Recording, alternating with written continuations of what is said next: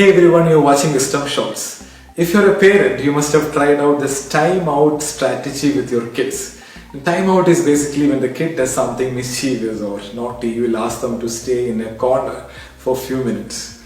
It's a punishment. They're not supposed to talk, or play, or move. They have to think about what they did, and the intention is to make them realize about their mistake and hopefully take some corrective action. The whole world is in a timeout mode right now. We are stuck in a corner and forced to think. We are so proud of our advancement in science and technology. AI, cloning, automation, robotics, electric car, going to Mars, what not. But no one anticipated that a virus will bring the world to a standstill. Someone ate something in China and the entire world is washing their hands. Globalization at its best. There's a saying, life is what happens to you while you are busy making other plans. There's one question, $1 million question, a lot of people are asking, especially if you believe in God. The question is, why is God silent? Why there is no intervention from God to end the suffering? And why the loving God giving His children a tough time? Why did God give all of us a time out? Valid questions, right? Even I don't know the answer, but with my limited understanding of this universe, let me explain one of the prominent law of this universe. This is mentioned in many philosophical books and scriptures, but let me pick up a Chinese book. It's called Tao Te Ching. This was written 2,500 years back. After the Holy Bible, this is the most translated book in the world. This is like the ultimate book of wisdom which has stood the test of time. The second verse of the Tao talks about the law of duality which exists in this universe. The duality of life teaches us that every aspect of life is created from a balanced interaction of opposites and competing forces. For example, day and night, life and death, good and evil, happy and sad, peace and war, hot and cold, form and chaos, positive and negative, pain and pleasure, the list goes on. The book says dark would not exist without the light and beauty exists only because there is ugliness.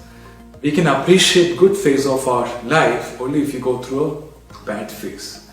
And there is a season and time for everything in this universe. And throughout the course of history of mankind, diseases, outbreaks have actually ravaged humanity, sometimes changing the course of history. There were plagues, smallpox, flu outbreaks in the history which wiped out millions of people. The last big one was Spanish flu between 1918 and 20, exactly 100 years back, which affected, as per records, some 500 million people around the world, and 39 million people died around the world, including some 12 million people in India. But our generation, we have not seen a crisis of this magnitude, but it happens. Whether we like it or not, that's nature. It takes a break at times, to heal. It does a balancing act. That's the way it is designed, the duality of life. And we all experience the duality in our own lives, right? Sometimes good times and bad times, isn't it? But as a whole world, as they say, collective consciousness, this is the first time we are experiencing a difficult time of this kind in the last 100 years. So what I'm trying to say is, it's not about God, it's all about time.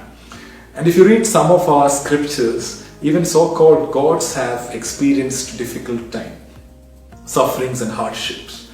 So time has not even spared gods, right? So I'll give you a classic example, a classic case, and this is very relevant to our current situation. So every year in the famous Puri temple, Lord Jagannath Swami falls ill, and just before the Rath Yatra, in this condition of this illness, he will be quarantined for 15 days. And I'm not kidding. Ask your friends from Bhubaneswar or Orissa. In the language of the temple, it's called Anasar. God is kept in isolation for 15 days, and during this period of isolation, darshan of God is closed, and water of herbs is given to God in the night. And this tradition has been going on for thousands of years. When the God himself goes on a self-quarantine for a period of 15 days, it's a big message for all of us, mere mortals, to stay home and take care. Adversity is the biggest teacher. And I believe gods have gone through tough situations in life to teach us biggest lessons of life. Whether it is Jesus Christ, Buddha, Muhammad, various spiritual teachers, they all had real challenges in life. But the way they overcame those situations inspire us. The truth is, tough times always define us in life. So, after every storm, there's a sunshine. After every winter, there's a spring. This is not the end of the world. It can never be. The human spirit is incredible. It's time to become conscious of our power and remind ourselves and all those around us that the human race is resilient, flexible, and strong beyond any imagination. So humanity will survive. We are in this together. This too will pass. Our world will become wiser, kinder, and more noble from this experience. So stand strong and be of good courage. So thank you so much for watching. Stay strong, stay safe. And one more thing. Adversity is the biggest test of our faith. Never lose faith. Keep believing. God bless you.